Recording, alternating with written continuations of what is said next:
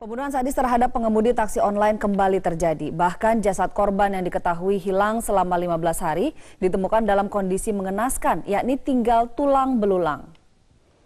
Teka-teki hilangnya pengemudi taksi online Sofyan akhirnya terungkap. Jenazah korban ditemukan polisi di kawasan perkebunan sawit Transubur Muara Lakitan, Kabupaten Musirawas, Sumatera Selatan. Hanya tinggal tulang belulang, lengkap dengan pakaian seperti baju dan celana korban.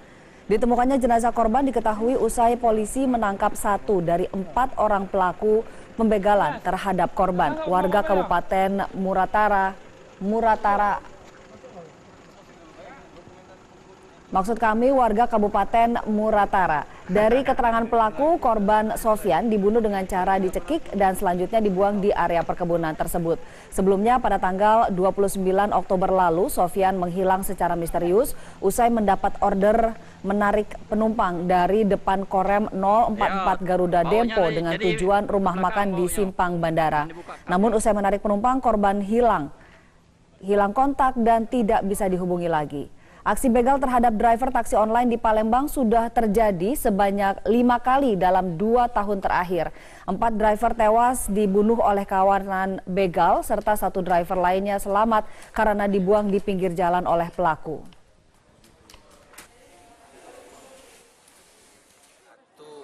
Sepergelangan ini tinggal 1 mungkin ya. Sudah sama apa ini namanya? Pinggul. Untuk kepalanya? Jadi saat ini kepalanya masih ada, tapi sininya sudah hancur ya. Pak, itu masih nak tes DNA dulu. Jelas. Ya? Jadi belum diserahkan. Walaupun si tersangka mengakukan itu dia, tapi tetap harus kami tes DNA. Untuk mengetahui perkembangan terkini kasus pembunuhan pengemudi taksi online sudah bersama kami Direktur Reserse Kriminal Umum Polda Sumatera Selatan, Kombes Polisi Yustan Alpiani. Selamat pagi, Pak Yustan.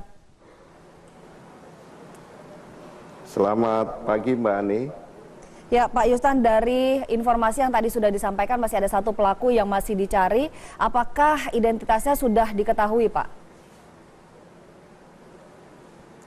Ya, dari 4 pelaku yang melakukan kejahatan ini, 3 orang sudah berhasil kita amankan dan tinggal 1 pelaku lagi.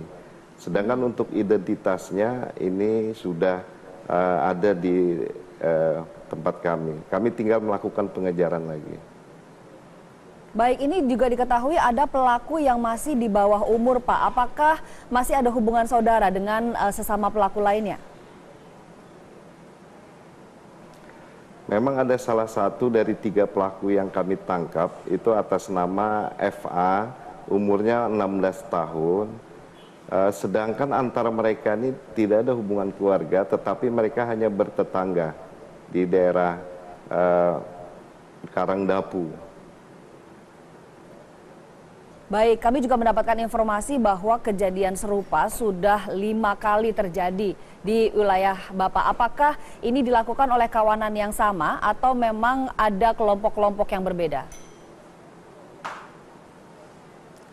Dari 5 kejadian dalam 2 tahun terakhir ini, semuanya terungkap. Jadi memang berbeda-beda kelompoknya. Dan yang terakhir ini adalah yang kelompok sekarang ini mereka melakukan 4 orang. Itu modus operandinya seperti apa, Pak?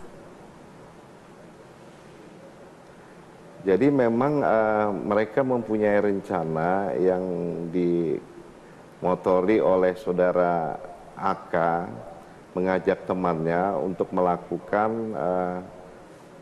perampokan ya, atau mengambil mobil dari Grab. Nah, sehingga mereka merencanakan memesan taksi Grab ini yang rencananya seolah-olah mereka minta mau diantar ke daerah Simpang 4 KFC di wilayah Palembang. Dengan modus ini mereka melakukan pemesanan taksi, kemudian pada saat di tengah jalan si sopir ini dicekik dari belakang. Setelah dilumpuhkan, barulah mayatnya dibawa keluar kota ke arah daerah Muratara. Kemudian di tengah jalan di Desa Lakitan, korban dibuang di pinggir jalan di daerah perkebunan. Artinya yang melakukan pemesanan adalah salah satu dari anggota kawanan pelaku. Betul, pada saat memesan taksi Grab ini, mereka itu malah memanfaatkan orang lain. Pada saat mereka berada di daerah Palembang, di depan pom bensin, dia minta tolong kepada salah seseorang yang ada di sana untuk minta tolong dipesankan taksi Grab. Karena alasan mereka tidak punya aplikasi untuk memesan taksi Grab ini. Karena mereka dari kampung, dari daerah Muratara. Nah kemudian berbekal dengan ini seolah-olah kan Ya, silakan, jadi Pak, seolah-olah dilanjutkan. mereka kan tidak diketahui. Ya.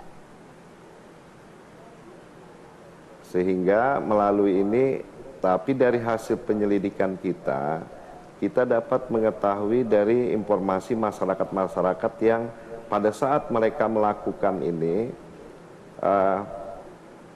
termasuk perempuan yang diminta untuk memesan taksi Grab ini pun sudah kita temukan, sehingga berdasarkan keterangan mereka lah kita bisa mengamankan para pelaku ini. Dari operatornya sendiri, Pak, apakah ada kerjasama dalam pengungkapan kasus? Tidak, dari hasil penyelidikan kita kan berawal dari laporan istri korban. Karena statusnya sebagai sopir taksi Grab, kemudian kita kerjasama malah dengan operatornya, kita minta data siapa terakhir yang memesan si korban sebagai sopir. Kemudian kita lakukan pengejaran, ternyata yang memesan itu adalah seorang perempuan. Nah dari hasil keterangan dia, bahwa waktu itu dia ketemu di pom bensin diminta tolong untuk memesan taksi Grab ini. Baik, dari hasil pengembangan penyelidikan, Pak, apakah kawanan ini memang merupakan pelaku kambuhan yang melakukan kejahatan dengan kekerasan, atau memang ini adalah pertama kalinya mereka melakukan kejahatan sejenis ini?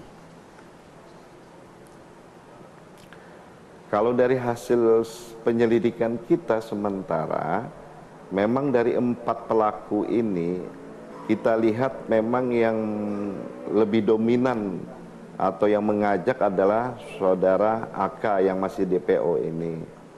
Sedangkan yang 3 ini itu diajak mereka, diajak dia. Nah, dari hasil penyelidikan ternyata memang ada salah satu dari si pelaku ini pernah juga melakukan tindak pidana pencurian dengan kekerasan di daerah Karangdapu. Jadi setelah kita menelusuri, ternyata 2 orang korban ini pernah dirampok juga sekitar bulan Juli. Tetapi yang melakukannya hanya 2 orang, yaitu saudara FA ini dengan temannya lagi. Ya, ini sekarang laporannya ada di Polres Mura.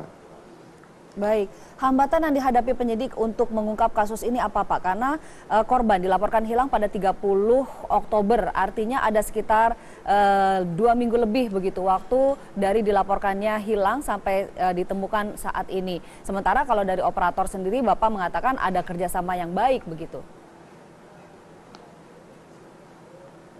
Ya, memang kalau kendala dan hambatan tentunya ada yang kita temukan di lapangan. Seperti pertama kita kan harus menelusuri dulu siapa sebenarnya pemesan taksi Grab ini. Kemudian setelah kita telusuri ternyata perempuan ini hanya diminta tolong pada saat dia berada di pom bensin. Makanya anggota kembali giat melakukan penyelidikan termasuk mengetahui ciri-ciri dari para pelaku. Ternyata memang sebelumnya para pelaku ini sudah pernah juga memesan taksi Go-Kart. Tetapi taksi ini setelah dipesan, dia putar-putar di kota Palembang, dia merasa curiga. Makanya dia turunkanlah mereka berempat, dia tolak. Nah, baru setelah itu dia memesan lagi Grab melewati perempuan ini. Kemudian hambatan yang kedua, pada saat kita amankan pelaku ini, kita suruh menunjukkan di mana membuang korban, dia sendiri lupa tempatnya. Karena setelah kita lakukan pencarian berapa hari, kita kumpulkan masyarakat, dibantu masyarakat sekitar, kita tanya di